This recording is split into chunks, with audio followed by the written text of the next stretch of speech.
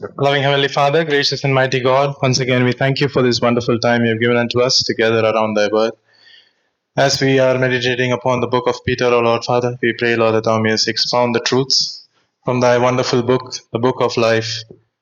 Lord, thy word is a fire, thy word is like a sword which pierces. Lord, wherever we need correction, wherever we need a conviction, we pray, O Lord Father, that thou mayest speak to us through thy Holy Spirit. Loving Heavenly Father, remove all the distraction, what we have, and the tiredness from our bodies, and help us to focus on thy word and use the practical applications of these in our life. We also commit Brother Joshua into thy loving hands. Grant him thy grace in interpretation. Hide us behind thy cross, O Lord Father, and help us not to utter a single word which is not in accordance to thy will. In Jesus' precious name we pray, Amen.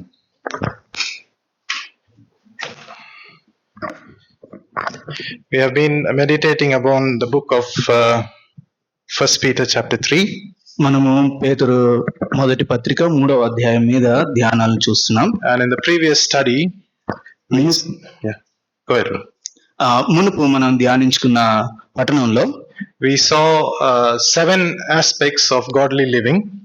దేవుని యందు భయభక్తి కలిగి నివసించడానికి 7 అంశాలను మనం చూసుకున్నాం. And that was from 1 Peter chapter 3 verse 8 to 17. అది మొదటి పేతురు 3వ అధ్యాయము 8 నుంచి 17 వచనాలు. Out of those 7 aspects, we also saw around 9 applications to godly life. మనము క్రైస్తవ లేదనంటే దైవభక్తి గల జీవితాన్ని జీవించే విషయంలో మరి ఒక 9 విషయాలు ఏ విధంగా అన్వయించుకోవాలో అని చూసాం. We as believers must live with godly conduct. మనము మొట్టమొదటిగా సత్ప్రవర్తనతో దైవభక్తి కలిగి జీవించాలి. We should also follow what is good. అదే విధంగా ఏది మంచిదో దాన్ని మనం వెంబడించాలి. The good which is defined by God and not by man. మనుషుల చేత మంచి అనేది నిర్వచించబడే విషయం కాకుండా దేవుని చేత ఏదైతే మంచి అని నిర్వచించబడిందో దాన్ని మనము వెంబడించాలి. We should be willing to suffer for righteousness' sake. అదే విధంగా నీతి నిమిత్తమై మనము శ్రమ పొందబడాలి. We should refuse fear. అదే విధంగా మనము భయాన్ని విడిచిపెట్టాలి. We must sanctify Christ. We must sanctify Christ. మనము క్రీస్తులో మనము శుద్ధీకరించబడాలి. And that is in verse 15. But sanctify the Lord your God in your hearts. మనము ప్రభువుని మన హృదయములో ప్రతిష్ఠించుకోవాలి. And we should also be ready to give an answer for our hope. అదే విధంగా మనకు అనుగ్రహించబడిన నిరీక్షణ గురించి మనము జవాబు చెప్పడానికి సిద్ధంగా ఉండాలి. And when we speak to our fellow brethren, we should speak with reverence and with meekness. మనము మన సహోదరులతో మాట్లాడినప్పుడు ఎంతో దీనత్వంతో అదే విధంగా దీనత్వంతో మనము ఎంతో సహించుకుంటూ మాట్లాడాలి. And finally, we should have a good conscience. చివరిగా మనము మంచి మనసాక్షిని కలిగి ఉండాలి. So these are the practical applications we saw out of the 7 ways of godly living. 7 దేవుని యొక్క దైవ భక్తిలో మనము నడిచే విధానాల్లో మనము చూసిన క్రియాపూర్వకమైన కొన్ని అంశాలు. Now if you see the last verse, which is 1 Peter chapter 3 verse 17. మనము చివరి వచనంలో అంటే 17వ వచనము మొదటి పేతురు 3వ అధ్యాయం 17వ వచనంలో చూస్తే let us read together. మనము ఈ యొక్క వచనాన్ని చదువుకుందాం. For it is better నీ will of God so that he suffer for well-doing అంటే మేలు చేసి శ్రమ పట్టి మంచిది. So if you look at the last verse, which is verse 17, and the connecting word for verse 18, in English it says, for Christ also hath once suffered for sins. మనము ఇక్కడ చూసినట్లయితే 17, 18 వచనానికి ఒక అనుసంధానంగా ఒక విషయము లేదనంటే ఒక మాట రాయబడి ఉంది. ఇంగ్లీష్ లో ఫోర్ అని ఉంది, తెలుగులో ఏలయనగా అని 18వ వచనం మొదటిగా ప్రారంభమైంది. So what does it tell? If you are suffering today for righteousness sake, మనం look at Christ. మనము ఒకవేళ ఈ దినాన నీతి నిమిత్తము శ్రమ పడుతూ ఉంటే ప్రభు వైపు క్రీస్తు వైపు చూడాలి. If your righteousness brings pain, look at Christ. ఒకవేళ నీ నీతి అది నీకు ఎంతో వేదనను తీసుకొని వస్తే ప్రభు వైపు చూడాలి. If you have a good conscience and that brings criticism, look at Christ. నీకు మంచి మనస్సాక్షి కలిగి ఉన్నప్పటికీ కూడా నీవు విమర్శించబడితే ప్రభు వైపు చూడండి. That's why it says, for Christ also hath once suffered for sins. అందుకే ఇక్కడ రాయబడింది, ఏలయనగా క్రీస్తు కూడా శరీర విషయంలో ఆయన పాపం విషయంలో ఒక్కసారి శ్రమపడెను. So from the portion what we are going to look at, which is from 18 to verse 22, మనము ఇప్పుడు చూసుకునే మన యొక్క వాక్య ధ్యానము 18వ వచనం నుంచి 22వ వచనం వరకు we will see where to look. మనము ఎటువైపు చూడాలి అనే విషయాన్ని మనం చూస్తాం. We will look at three looks, in fact. మనము 3 చూపులు లేదంటే 3 దృష్టిలను గురించిన విషయాన్ని చూస్తాం. First one is look at Christ. మొట్టమొదటిగా క్రీస్తు వైపు చూచుట. Second one is look at Noah. రెండవది నోవా వైపు చూడడము. Third one is look at yourself or myself. మూడో విషయము నీవు లేదా నేను మనల్ని మనమే చూసుకోవడము.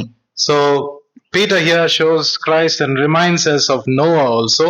మనము ఇక్కడ చూసినట్లయితే పేతురు గారు నోవహుని కూడా జ్ఞాపకం చేస్తున్నాడు.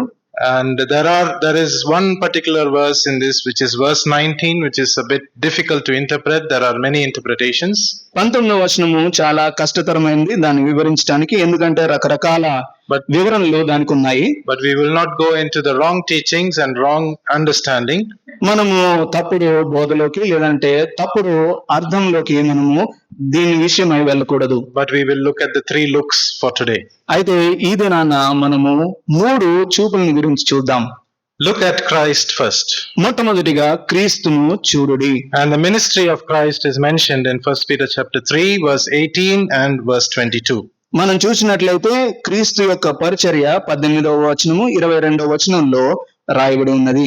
So we see 5 truths about the ministry of Christ in this portion. మనము ఈ యొక్క భాగంలో నుంచి యేసుక్రీస్తు ప్రభువారు చెప్పిన 5 వాస్తవాలను ఆయన పరిచర్యలో విషయాలను చూడగలుగుతాం. The first truth is, మొట్టమొదటి వాస్తవం సత్యం ఏంటంటే, the Lord Jesus Christ suffered for our sins. యేసుక్రీస్తు ప్రభువారు మన పాపముల విషయంలో శ్రమ పొందెను. We know that the Lord entered into a world of sorrow and sin. మనం చూసినట్లయితే మన ప్రభువు ఈ యొక్క శ్రమపడే, వేధింపబడే లేదనంటే పాపయుక్తమైన ఈ లోకంలోనికి ఆయన ప్రవేశించాడు. And when he lived on this earth, he lived as a man fully. ఆయన ఈ యొక్క లోకంలో జీవించినప్పుడు ఒక పరిపూర్ణ మానవునిగా జీవించాడు. He was fully man and fully God as well. ఆయన సంపూర్ణమైన దేవుడు, సంపూర్ణమైన మానవుడిగా ఉన్నాడు. So he knew what weariness is, he knew what hunger is, he knew what criticism is. ఆయనకు అలసట ఏంటో తెలుసు, ఆకలి ఏంటో తెలుసు, విమర్శలు అంటే ఏంటో ఆయన బాగా ఎరిగినవాడు. He knew what was rejection, he knew what was betrayal. ఆయనకు తిరస్కరణ ఏంటి, ఆయన్ను బొంకడము లేదంటే అప్పగించబడ్డము, ఇవన్నీ ఆయన ఎరిగినవాడు. He knew what was pain, he knew what was accusation, he knew what was shame. It's all the same things what we face on this earth today. ఆయనకు బాగా తెలుసు, ఆయనపై నేరారోపణ తెలుసు. అదే విధంగా ఇతరులు ఆయన్ని ఏ విధంగా నిందిస్తాడో అది కూడా తెలుసు. ఈ లోకంలో మానవుడు ఏదైతే అనుభవిస్తాడో అవన్నీ ప్రభు ఎరిగినవాడు. That's why in Isaiah 53 verse 3 we read, అందుకే మనం యెషయా గ్రంథము 53వ అధ్యాయము 3వ వచనంలో చదువుతాము, he is despised and rejected of men. అతడు తృణీకరింపబడిన వాడును, ఆయన మనుషుల వలన విసర్జించబడిన వాడును ఆయను. He was a man of sorrows, despised with grief. ఆయన వ్యసనాక్రాంతుడిగా అయ్యాడు, మనుషులు చూడనొల్లని వాడుగా అయ్యాడు. Acquainted with grief. ఆయన వ్యాధిని అనుభవించిన వాడిగా ఉన్నాడు. So he suffered without sin in him. ఆయన పాపము తనలో లేకుండానే శ్రమ నొందాడు. He suffered for the sake of obedience. ఆయన విధేయతను గురించి శ్రమ నొందాడు. He suffered because he loved you and me. ఆయన ఎందుకు శ్రమ నొందాడు అనంటే నిన్ను నన్ను ప్రేమించాడు కాబట్టి. He suffered because he wanted to obey the will of the Father. ఆయన ఎందుకు శ్రమ పడ్డాడు అనంటే తండ్రి అయిన దేవుని చిత్తాన్ని నెరవేర్చడానికి. So that was the first ministry of Christ we see. He suffered, Christ, the Lord Jesus Christ suffered for our sins. మనము మొట్టమొదటిగా చూసే యేసుక్రీస్తు వారి యొక్క పరిచర్య ఇది. క్రీస్తు మన కొరకు మన పాపం విషయమై శ్రమ నొందెను. When we go back to 1 Peter chapter 3, తర్వాత మనం 1 పేతురు 3వ అధ్యాయానికి వెళ్తే verse 18, second part says, 18వ వచనము 2వ భాగంలో చూస్తే, he suffered for the sins, the just for the unjust. అనీతిమంతుల కొరకు నీతిమంతుడైన క్రీస్తు చంపబడ్డాడు. So that tells us the second truth, that Christ stood in our place. మనము రెండవ సత్యాన్ని ఈ విధంగా తెలుసుకుంటాము. యేసుక్రీస్తు ప్రభు మనకు బదులుగా ఆయన నించున్నాడు. So that's what just for the unjust signifies. అదే ఈ అనీతిమంతుల కొరకు నీతిమంతుడు నిలబడ్డాడు అనేది తెలియజేస్తుంది. So it's a very clear truth about substitution. మనము ఇక్కడ చాలా స్పష్టంగా చూసే సత్యం ఏంటి అని అంటే, మనకు బదులుగా. If you remember, we were all like this Barabbas. మనము గుర్తుంచుకుంటే, జ్ఞాపకం చేసుకుంటే, మనందరం కూడా బరబ్బా వలె ఉన్నాం. He was a thief. అతడు దొంగ. But what did the people want to do?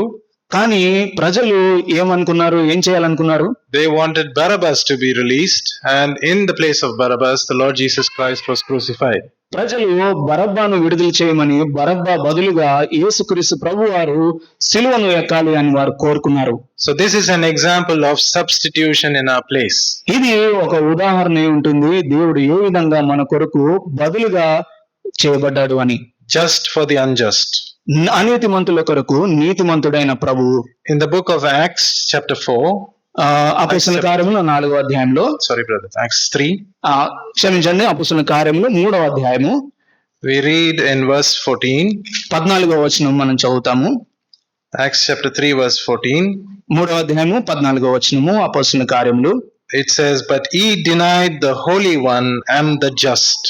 మనము మీరు పరిశుద్ధుడును నీతిమంతుడైన వానిని నిరాకరించి. But if you look throughout the New Testament, అయితే మనము కొత్త నిబంధన అంతటిగా చూసినట్లయితే, many famous people had proved that the Lord Jesus Christ was just.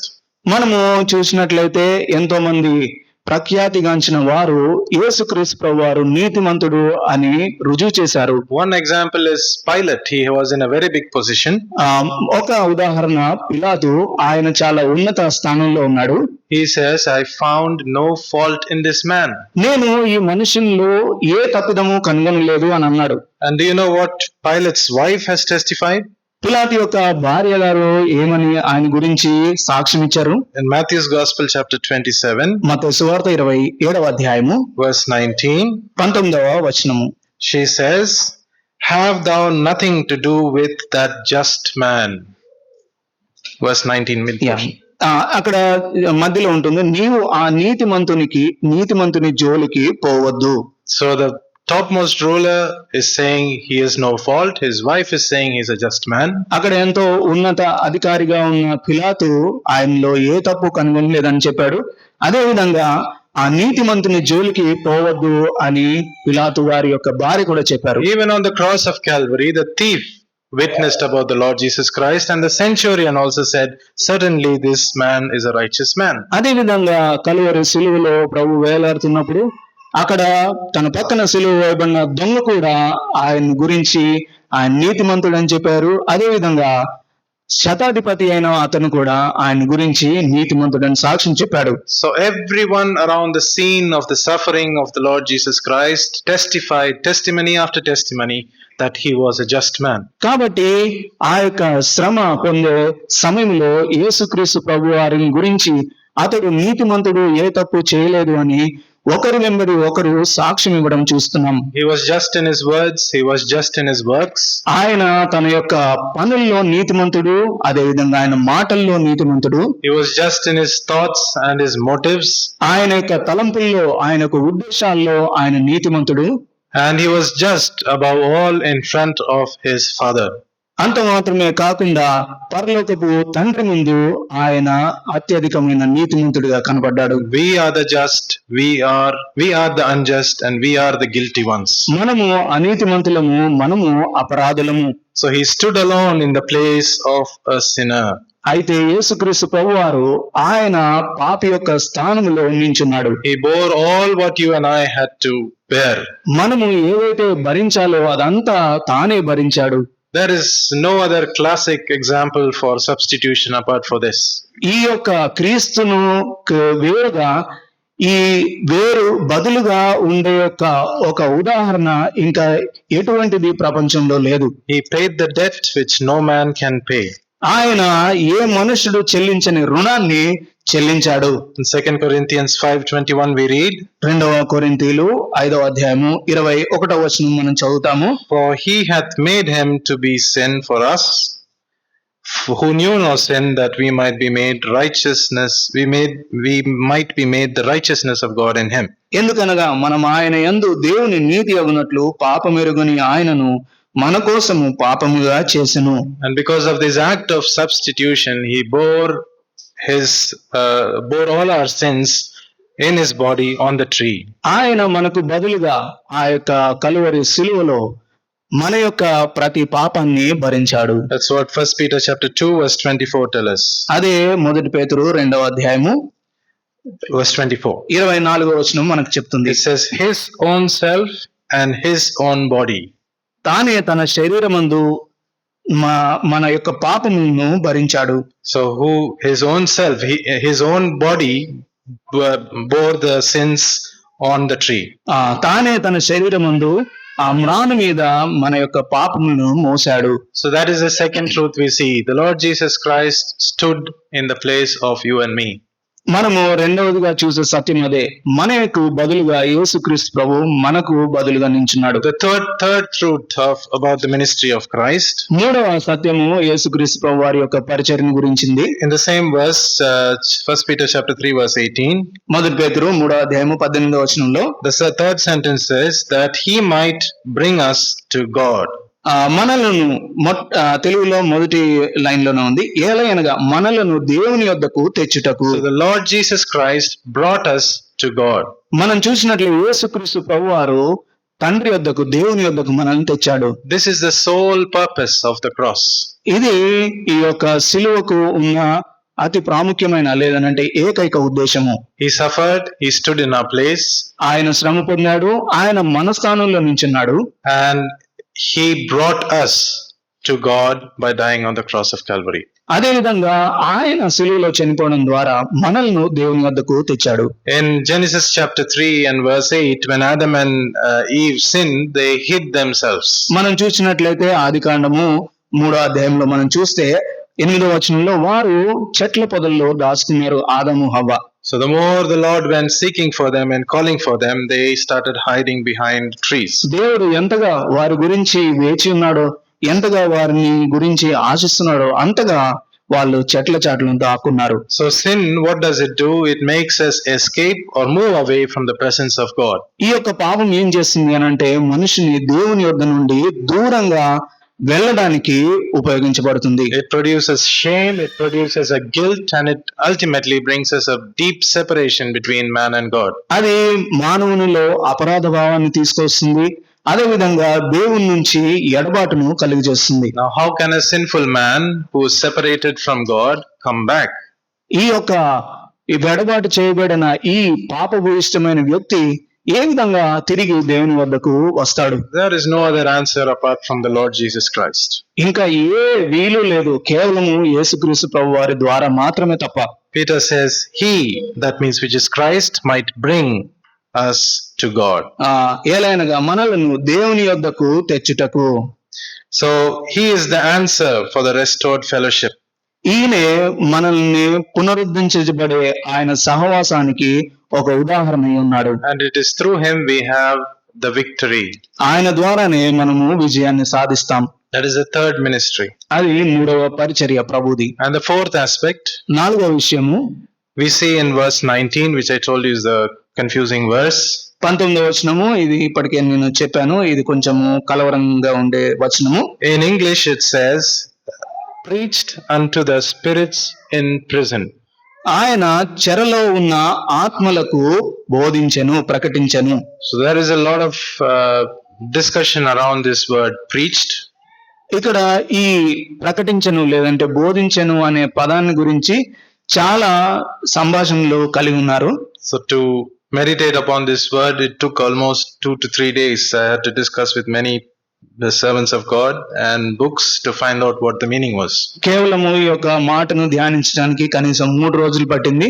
దీని అర్థం తెలుసుకోవడానికి కొన్ని పుస్తకాలు తీయడం జరిగింది, అదే విధంగా దైవ సేవకులతోటి సంప్రదించడం జరిగింది.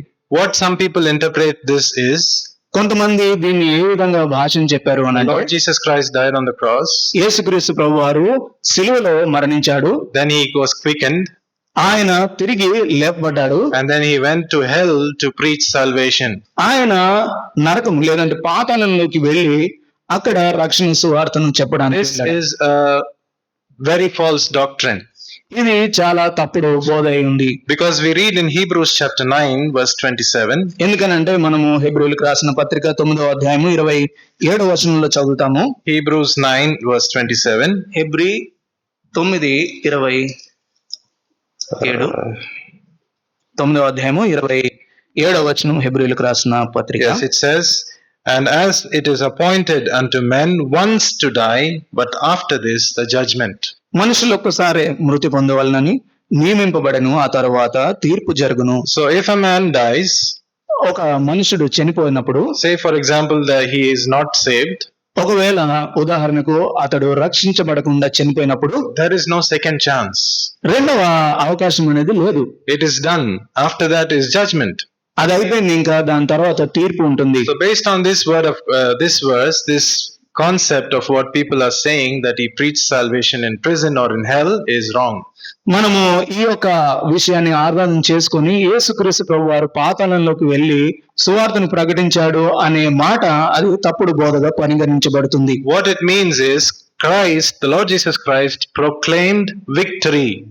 ఇక్కడ మనము దీని అర్థం ఏమి తెలుసుకోవచ్చు అని అంటే, యేసుక్రీస్తు ప్రభువు ఆయన విజయాన్ని ప్రకటించాడు. Let us keep it simple. The Lord Jesus Christ died on the cross. మనము ఎంతో సులువుగా దీన్ని చూద్దాము. యేసుక్రీస్తు ప్రభు వారు సిలువలో మరణించాడు, His body was dead, ఆయన దేహము మరణించింది.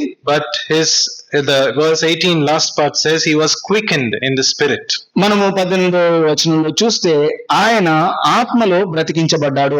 Quickened in the spirit does not mean resurrection, because resurrection has to do with the body. ఆత్మ విషయంలో బ్రతికించబడ్డము అని అంటే పునరుద్ధానం కాదు. పునరుద్ధానం అని అంటే అది దేహంతో ఎత్తబడటము. After the quickening of the spirit, the verse 19 comes in. ఆత్మ విషయంలో ఆయన బ్రతికించబడినప్పుడు తర్వాత వచ్చే వచనము 19. Now the question is, who are those spirits? ఇక్కడ ప్రశ్న ఏంటి అని అంటే, అక్కడ ఉన్న ఆత్మలు ఎవరు? We cannot stray straight away, but in Jude verse 6 we read, మనము దాని గురించి యూదా పత్రికలో 6వ వచనంలో మనం చూస్తాము. it talks about the angels which did not keep their first estate, but they were reserved in everlasting chains unto darkness.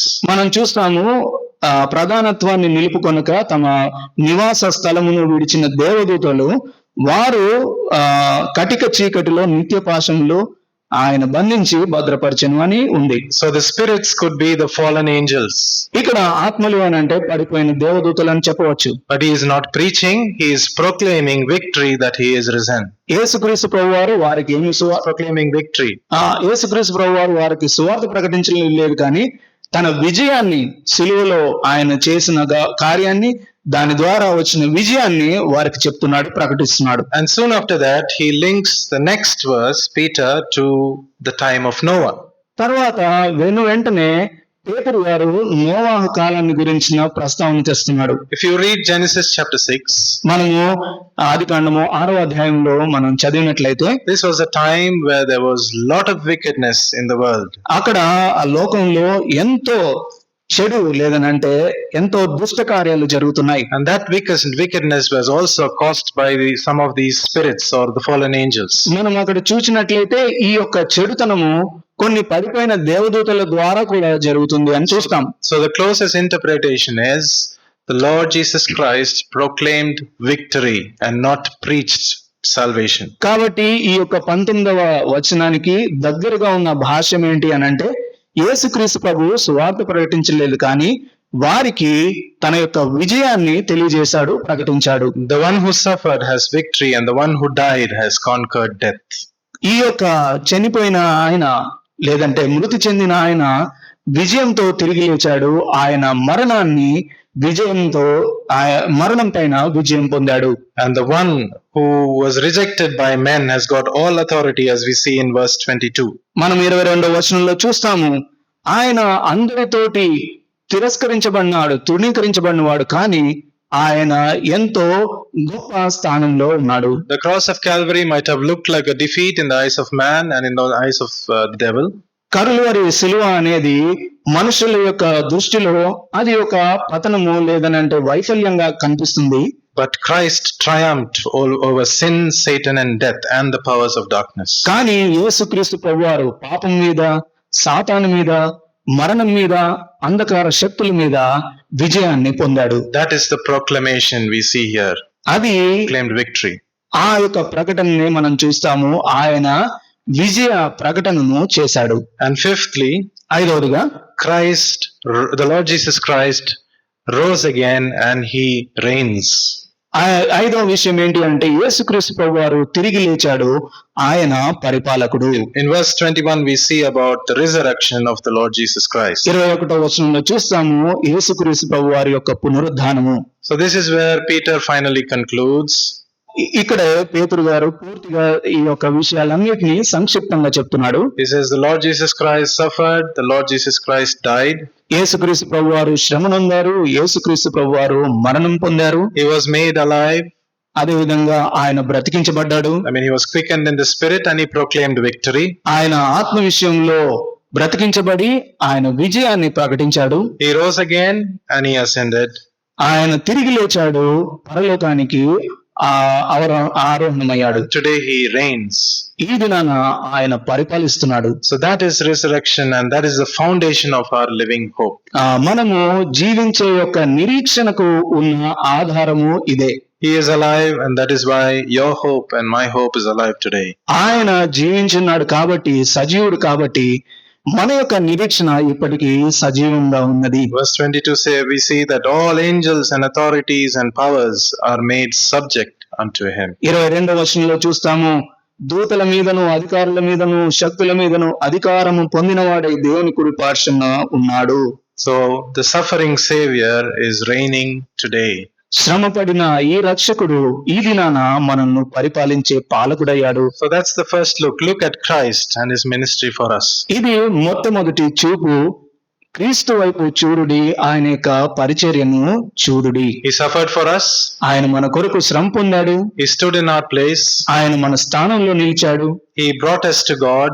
ఆయన దేవుని దగ్గరకు మనల్ని తెచ్చాడు. He proclaimed victory.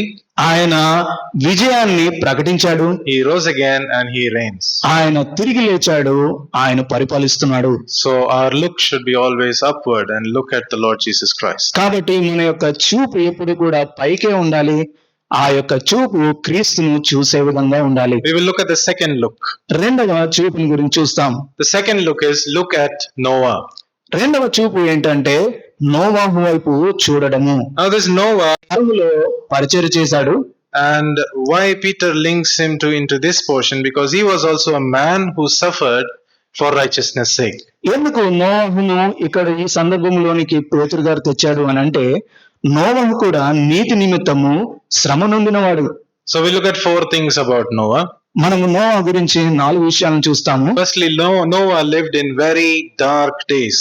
మొట్టమొదటిగా మనం చూస్తే నోవాహు చాలా కటిక చీకటి ప్రదేశంలో లేదనంటే సమయంలో జీవించినాడు. We do not have time to read it, but please look at Genesis chapter 6. It will tell you what kind of days he was living in. మనం పూర్తిగా దీన్ని చదవం, కానీ కొంత ఆయన ఏ విధంగా ఎటువంటి దినాల్లో జీవించాడు అనే విషయాన్ని మనము 6వ అధ్యాయము ఆదికాండంలో చూస్తాం. If you see verse 11, it says the earth was also corrupt before God and the earth was filled with violence.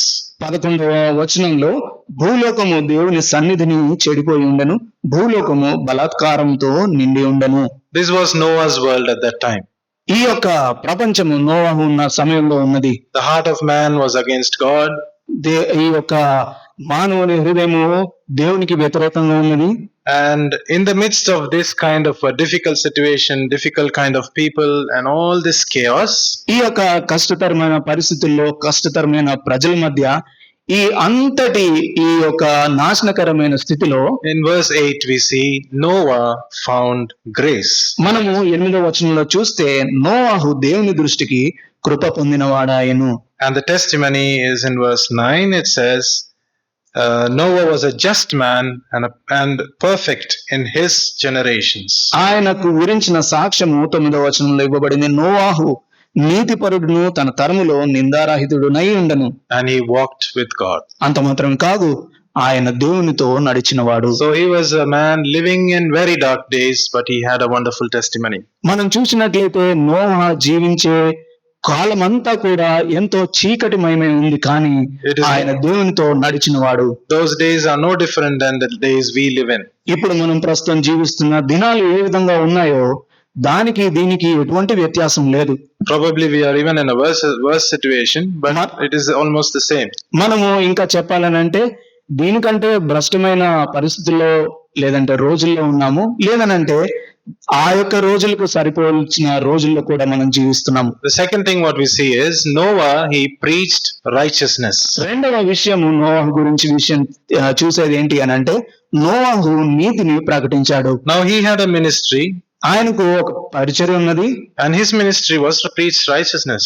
ఆయన యొక్క పరిచర్య ఏంటి అని అంటే కేవలము నీతిని బోధించడం మాత్రమే. His message was righteousness and his life supported his message also. మనం చూసినట్లయితే ఆయన యొక్క వర్తమానము నీతి గురించిన విషయము, అదే విధంగా తన యొక్క జీవితం కూడా ఆ యథార్థతతోనే నడిచేవాడు. Now the ark of the Lord was the most visible thing for all the people who lived at that time. మనం చూసినట్లయితే ఈ యొక్క ark of the Lord, it was visible because he was constructing it. ఈ యొక్క ఓడను Noah కడుతున్నాడు కాబట్టి ఆ ఓడను అందరికీ కూడా కనిపించే విధంగా ఉంది. And I was just thinking how a person like Noah will just directly go and build an ark.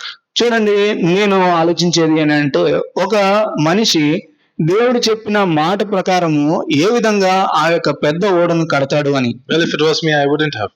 ఒకవేళ అక్కడ నేనే ఉండుంటే నేను చేసేవాడిని కాదు. But we see the example of Noah in Hebrews chapter 11. కానీ మనము నోవాహు గురించిన ఉదాహరణలు 11వ అధ్యాయంలో మనం చూస్తాము. And verse 17. 17వ వచనము, ఆదికాండము 11:17.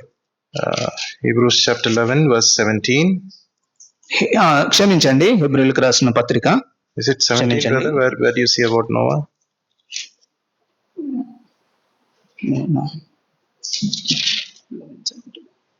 Sorry, verse 7.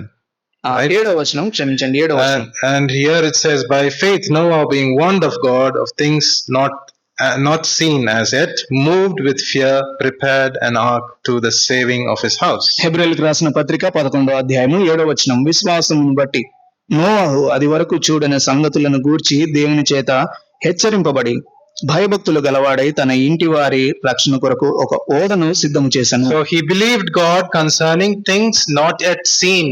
కాబట్టి దేవుని యందు ఆయన విశ్వాసం ఉంచాడు. ఆయనకు తెలియని లేదంటే చూడని సంగతులను గురించి ఆయన దేవుని యందు విశ్వాసం ఉంచాడు. There can be no other perfect definition for faith apart from this. దీన్ని కాకుండా ఇంకా ఎటువంటి నిర్వచనం కూడా విశ్వాసానికి లేదని చెప్పవచ్చు. People were careless. అక్కడ ప్రజలు ఎంతో నిర్లక్ష్య వైఖరితో ఉన్నారు. They ignored the warnings. వారు హెచ్చరికలను పట్టించుకోలేదు. Noah preached to them. కానీ నోవా వారికి ప్రకటించాడు. They did not listen. అయినా కానీ వారు వినలేదు. And one day the flood took them. అప్పుడు ఒకానొక దినాన పూర్తిగా వరద వారిని జలప్రలయము తుడిచిపెట్టేసింది. So Jesus said in Matthew chapter 24. యేసుక్రీస్తు ప్రభువారు మత్తయి సువార్త 24వ అధ్యాయంలో చెప్పాడు. Matthew's Gospel chapter 24. మత్తయి సువార్త 24వ అధ్యాయము. If you read 38 and 39. 38-39 వచనాలు మనం చదివితే, these were the days of Noah. There was eating and drinking and marrying and giving into marriage until the day that Noah entered into the ark. జల ప్రళయమునకు ముందటి దినములలో నోవాహు ఓడలోనికి వెళ్ళిన దినము వరకు వారు తినుచు త్రాగుచు పెండ్లి చేసుకొనుచు పెండ్లికిచ్చుచు ఉన్నారు. The flood came and took them all away. 39వ వచనము, జల ప్రళయము వచ్చి అందరినీ కొట్టుకొని పోవు వరకు ఎరుగకపోయిరి. He was in the midst of a perverse and unrighteous generation, but he preached righteousness. మనం చూసినట్లయితే ఎంతో తిరస్కారము పొందే ఎదురాడే ప్రజల మధ్య, అదే విధంగా ఎంతో పాపం చేసే ప్రజల మధ్య ఉండి ఆయన నీతిని ప్రకటించాడు. How is your faith? What is your ministry? And what are you preaching today? మన యొక్క విశ్వాసం ఏ విధంగా ఉంది, మనకు అప్పగించబడిన పరిచర్య ఏంటి, మనము ఏం చేస్తున్నాము? Third aspect of Noah, మూడవ విషయము నోవా గురించి. he prepared the ark with a lot of faith in the midst of suffering. ఆయన శ్రమ ఉన్నప్పటికీ కూడా ఆ శ్రమ మధ్యలోనే ఓడను నిర్మించాడు. Every day's labor of Noah would have been criticized by everyone around him. ప్రతిరోజు నోవాహు చేసే పని అక్కడ చుట్టుపట్ల ఉన్న ప్రజల చేత విమర్శించబడేది. They would have mocked at him. ఆయన్ను ఎగతాళి చేశారు. Even today, if someone says, I'm building a boat just to rescue myself, they will laugh at me. ఒకవేళ ఈ దినాన కూడా నేనేదన్నా తప్పించుకోవడానికి ఏదైనా పని చేస్తే వేరే వాళ్ళు నన్ను చూసి హేళన చేస్తారు.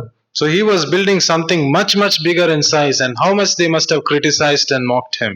కానీ ఇక్కడ నోవా ఎంతో చాలా పెద్దదైన ఓడను చేస్తున్నప్పుడు అంత పెద్ద ఓడను చేస్తున్న ఈయన్ని ఎంతగా వారు హేళన చేసి ఉంటారో మనం ఆలోచించవచ్చు. He did not give in, కానీ ఆయన విడిచిపెట్టలేదు. because he was very fervent in executing the plans of God. ఎందుకనంటే దేవుని యొక్క ప్రణాళికలను ఆయన నిరూపించడం లేదంటే చేయడంలో ఎంతో పని కట్టుకొని పని జరిగించాడు. So in the midst of criticism, Noah did what the Lord told him to do, and there was a time when God was inside, called Noah and the family, and the door was shut. ఆయన విమర్శ చేసినప్పటికీ కూడా ఆయన పని ముగించాడు. దేవుడు ఓడలోనికి వారిని పిలిచాడు. దేవుడే ఆ యొక్క ఓడ ద్వారాన్ని మూసివేశాడు. So Noah prepared the ark in the midst of suffering. కాబట్టి నోవా శ్రమలో ఉన్నప్పటికీ కూడా ఆ శ్రమలో ఓడను సిద్ధపరిచాడు. So what are we building today in the midst of suffering? మనము ఈ దినాల్లో మన యొక్క శ్రమ కాలంలో ఉన్నప్పుడు ఏమి మనం నిర్మిస్తున్నాం? Fourthly, నాలుగవది, Noah saw very less results. In spite of preaching this righteousness for years and years together, his results were very less. మనము చూసినట్లయితే నోవా జీవితంలో సంవత్సరాల తరబడి ఆయన నీతిని గురించి ప్రకటించినప్పటికీ కూడా ఫలితము చాలా చాలా అల్పముగా స్వల్పముగా ఉన్నది. How many people were there who were saved? ఎంతమంది రక్షించబడ్డారు అక్కడ? 8 people. 8 మంది. Very few results. చాలా తక్కువ ప్రతిఫలం. Preaching for 8 years and souls which are saved are just 8. ఎన్నో సంవత్సరాలు ప్రకటించినప్పటికీ అక్కడ రక్షించబడిన ఆత్మలు మాత్రము కేవలము 8 మాత్రమే. But Hebrews 11 verse 7, last part, it tells us that he became a heir of righteousness. కానీ మనం 11వ అధ్యాయంలో హెబ్రీయులకు రాసిన పత్రికలో మనం చూసినట్లయితే 7వ వచనంలో ఆయన విశ్వాసమును బట్టి ఆయన Heir of righteousness. ఆయన నీతికి వారసుడయ్యాడు అని చివరి భాగంలో రాసింది. In the spite of low results, the Lord honored Noah. ఎటువంటి ప్రతిఫలము లేనప్పటికీ కూడా ప్రభువు నోవాహును ఎంతో గౌరవించాడు. We also read about Noah, Daniel and Job in the book of Ezekiel. మనము యెహెజ్కేలు గ్రంథంలో కూడా నోవాహు, దానియేలు గురించి అక్కడ చదువుతాం. These 3 people were stalwarts of and examples of righteousness, and they suffered for righteousness' sake. మనం చూసినట్లయితే ఈ యొక్క 3 వ్యక్తులు దేవుని యొక్క పనిలో ఎంతగానో వారు విశ్వాసం కలిగి పనిచేశారు. In the midst of all this trouble, what did the Lord do? ఈ యొక్క శ్రమలన్నిటిలో ప్రభు ఏం చేశాడు? In Genesis chapter 8 verse 1, 8వ అధ్యాయం ఆదికాండము 1వ వచనం, and God remembered Noah. మనం చూసినట్లయితే దేవుడు నోవాహును జ్ఞాపకము చేసుకొనెను. He does not forget you no matter what results you bring in. నీవు ఎటువంటి ప్రతిఫలాలు ఆయన వద్దకు తీసుకుని వస్తావో దాని గురించి ఆయన పట్టించుకోడు. When that verse is there, the Lord remembered Noah. There is no other comfort you can receive from the word of God. The Lord remembers you and me. మనము చూసినట్లయితే దేవుని వాక్యములో నుంచి దేవుడు నోవాహును జ్ఞాపకము చేసుకొనెను అనే మాట మనకి ఎంత ఆదరణ ఇస్తుందో అంతగా మనము ఈ కాలంలో ఈ మాట ద్వారా ఎంతో ఆదరణ పొందుతాం. You might be doing a ministry for many years in a silent way. మీరు మౌనంగా ఉండి అనేక విధాలుగా పరిచర్యను అనేక సంవత్సరాల నుంచి చేసి ఉండవచ్చు. There may not be visible results in your ministry, నీ యొక్క పరిచర్యలో కనబడే యొక్క ఎటువంటి ప్రతిఫలాలు కూడా నీకు లేకపోవచ్చు. but God remembers and God honors. కానీ దేవుడు జ్ఞాపకం చేసుకుంటాడు, దేవుడు గణపరుస్తాడు. So that is what we learned from Noah. మనము ఇది నోవాహు గురించిన విషయంలో నేర్చుకునేది. The first thing is look at Christ, and we saw 5 aspects. మొట్టమొదటిగా మనము యేసును చూడడము, అందులో నుంచి 5 వాస్తవికమైన విషయాలను తెలుసుకున్నాము. We saw look at Noah, and we saw 4 aspects. అదే విధంగా నోవహును చూడడము, ఆ యొక్క నోవహును చూసే విషయంలో 4 విషయాలను నేర్చుకున్నాం. And where are we supposed to look the last time? Last look? చివరిగా ఏం చెప్పాము? చివరి చూపు ఏంటి?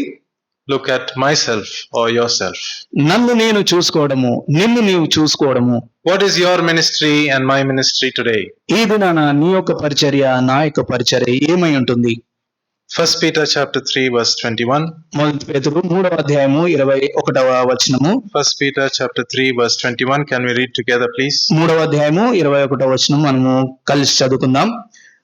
దానికి సాదృశ్యమైన బాప్తిస్మము అదేదనగా శారీర మాలిన్యము తీసివేయడం కాదు గాని యేసుక్రీస్తు పునరుద్ధాన మూలముగా దేవుని నిశ్చయము నిర్మలమైన మనస్సాక్షి ప్రత్యుత్తరమే. Now we saw about Noah and Christ. Now we should ask, what about my ministry? మనము యేసుక్రీస్తు ప్రభు గురించి, అదే విధంగా నోవాహు గురించి చూసాము. ఇప్పుడు నా యొక్క పరిచర్య ఏమంటుంది అని మనల్ని మనము ప్రశ్నించుకునే విషయము. What about my testimony and my witness in this world? నా యొక్క సాక్ష్యము, నా యొక్క బ్రతుకు ఈ యొక్క లోకంలో ఏ విధంగా ఉంది? What about my conscience? How is it today? నా యొక్క మనసాక్షి ఏ విధంగా ఉంది ఈ దినాన? Is it defiled? Is it good? Is it seared? నా యొక్క మనసాక్షి చెడుగా అయిపోయిందా? అది మంచి మనసాక్షిగా ఉందా? లేదంటే వాతవేయమైన మనసాక్షిగా ఉందా? And how do I identify myself with Christ? నేను ఏ విధంగా క్రీస్తుతో గుర్తింపు పొందుకోగలను? These are certain things which we are supposed to look at. ఈ యొక్క విషయాలను మనము చూసుకోవాలి. Here there is a mention of baptism. ఇక్కడ బాప్తిస్మం గురించిన విషయాన్ని వివరించారు. And we should be very clear in understanding that baptism does not save a person. మనం ఇక్కడ చాలా ఖచ్చితంగా అర్థం చేసుకోవాల్సిన విషయం ఏంటి అని అంటే, బాప్తిస్మము మనిషిని రక్షించదు. In 1 John 1:7 we see that only the blood of the Lord Jesus Christ cleanseth us from all evil. మొదటి యోహాను 1వ అధ్యాయము 7వ వచనంలో కేవలము యేసు ప్రభు రక్తము ప్రతి పాపం నుండి మనల్ని కడిగి పవిత్రులుగా చేస్తుంది. Salvation is only through the blood of the Lord Jesus Christ. కాబట్టి రక్షణ అనేది కేవలము యేసుక్రీస్తు ప్రభు వారి యొక్క రక్తము ద్వారానే. Water it washes, but blood it cleanses. ఈ నీళ్లు మనల్ని శుద్ధి చేస్తాయి, కానీ యేసుక్రీస్తు ప్రభు రక్తం మాత్రమే మనల్ని పవిత్రీకరణ చేస్తుంది. So the definition here of baptism is a public testimony of an internal change. ఇక్కడ బాప్తిస్మం అని అంటే అర్థం ఏంటి అని అంటే, రక్షణ అంతరంగంలో జరిగిన రక్షణకు బాహ్యంగా చూపించే ఒక విధానం. It is a public testimony of identification of yourself with the Lord Jesus Christ. ఇది మనము క్రీస్తుతో ఐక్యమయ్యాము, లేదంటే క్రీస్తులో గుర్తింపు పొందాము అని చెప్పడానికి మనము ఉపయోగించే, లేదంటే బాహాటంగా చెప్పే సాక్ష్యము. So few things to look at from ourselves. మనల్ని చూసుకునే కొన్ని విషయాలు ఇందులో ఉన్నాయి. We must identify openly with the Lord Jesus Christ. మనము బాహాటంగా యేసుక్రీస్తు ప్రభు వారితో ఐక్యంగా ఉన్నాము అని బాహాటంగా ఒప్పుకోవాలి. So baptism speaks about it. అది బాప్తిస్మం సూచిస్తుంది. An open testimony confessing that the person believes that the Lord Jesus Christ was crucified, buried, and then risen. అదే విధంగా బాహాటంగా చెప్పే విశ్వాసము ప్రమాణం ఏంటి అని అంటే, యేసుక్రీస్తు ప్రభు వారు నా యొక్క పాపం విషయమై చనిపోయాడు, సమాధి చేయబడ్డాడు, తిరిగి 3వ దినాన లేచాడు. You can read these references later on. Romans 6 verse 3 and 4. రోమీయులకు రాసిన పత్రిక 3వ అధ్యాయము 6వ అధ్యాయము It speaks about baptism. 6వ అధ్యాయము 3-4 వచనాలు. అది బాప్తిజం గురించి చెప్పబడింది. So it says that like as Christ was raised up from the dead by the glory of the Father, even we should walk in the newness of life. మనము కూడా యేసుక్రీస్తు ఏ విధంగా అయితే ఆయన సమాధిలో నుంచి తిరిగి లేచాడో, మనం కూడా నూతనమైన జీవంతోని లేవాలి అని రాయబడింది. Therefore, we are buried with him by baptism into death. అందుకే మనము ఈ యొక్క బాప్తిసం ద్వారా ఆయన మరణంలోనికి పాలు పొందాము. Have I identified myself with Christ? That's the first question we have to look. మొట్టమొదటిగా మనల్ని అడిగే ప్రశ్న ఏంటి అని అంటే, నేను యేసుక్రీస్తు మరణానికి సాదృశ్యంగా ఆయన బాప్తిసం ద్వారా గుర్తింపు పొందానా లేదంటే ఐక్యము చేయబడ్డానా? So that baptism talks about the identification. ఇది ఐక్యము చేయబడే దాని గురించి ఈ బాప్తిసము మాట్లాడుతుంది. Secondly, we must keep a good conscience. In that same verse 19. రెండవ విషయం ఏంటి అని అంటే 21వ వచనంలో మనము నిర్మలమైన మనసాక్షిని కలిగి ఉండాలి. We saw a lot about conscience. We saw around nine types of conscience in the Bible. మనము బైబిల్లో 9 రకాలైన మనసాక్షిని గురించి చూస్తాము. So the believer who hides sin loses that boldness, and thereby that conscience will keep pricking him, and then there is a distance between God and himself. విశ్వాసి ఎప్పుడైతే పాపం చేస్తాడో దేవునికి ఎడబాటు ఉంటుంది, కాబట్టి తన యొక్క మనసాక్షి విషయంలో అతడు దూరం చేయబడతాడు. Based on Acts 24:16, we need to see whether we exercise a good conscience. మనము అపోస్తలుల కార్యం 24వ అధ్యాయంలో చూస్తాము, మనము మంచి మనసాక్షి కలిగి ఉండడానికి సాధన చేయాలి. Are we setting right things with our brothers, with our family, with our husband, our wife, our children? మనము సరైన విధానంలో మన యొక్క భర్తకు, భార్యకు లేదనంటే పిల్లలకు మన యొక్క సాక్ష్యాన్ని వారి ముందు ఉంచుకుంటున్నామా లేదా? Even in our workplaces, are we serving our masters with a good conscience? అదే విధంగా మన యొక్క పనిచేసే స్థలాల్లో కూడా మనకి యజమానులుగా ఉన్న వారి విషయంలో మనం వారికి సరైన విధానంలో పరిచర్య లేదనంటే పని చేస్తున్నామా లేదా? The third thing what we have to look at, మూడో విషయము ఏం చూసుకోవాలి అని అంటే, we must live in the hope of resurrection. మనము పునరుద్ధాన నిరీక్షణతో మనము జీవించాలి. That is the last part of that verse. ఈ యొక్క వచనానికి చివరి భాగం ఇదే. By the resurrection of the Lord Jesus Christ. యేసుక్రీస్తు పునరుద్ధాన మూలముగా. We serve a living God, and the Lord gives us all power to live. మనం చూస్తే మనము సజీవుడైన దేవుణ్ణి సేవిస్తున్నాము, ఆయనే మనకు సంపూర్ణమైన శక్తిని అనుగ్రహిస్తాడు. And fourthly, very importantly, we must live as a witness in our generation. నాలుగో విషయము చాలా ప్రాముఖ్యమైనది. మన యొక్క తరములో మనము దేవునికి సాక్షులుగా జీవించాలి. Noah had his generation, we have ours. Noah తన తరము తనకున్నది, ఇప్పుడు మన తరము మన ముందున్నది. What will your children and your grandchildren tell after you have left the earth? నీవు ఈ యొక్క లోకాన్ని విడిచిన తర్వాత నీ గురించి నీ యొక్క మనవళ్ళు, ముని మనవళ్ళు, మనవరాళ్ళు వీరు నీ గురించి ఏ సాక్ష్యం చెప్తారు? Are they going to talk about the legacy you have left, the property you have earned, and the money that you have stored for them? నీవు వారి గురించి ఉంచిన ధనాన్ని, ఆస్తిని లేదనంటే ఈ సంపద అంతటిని గురించి దాని గురించి వాళ్ళు మాట్లాడతారా? Or will your children follow Noah into the ark of God?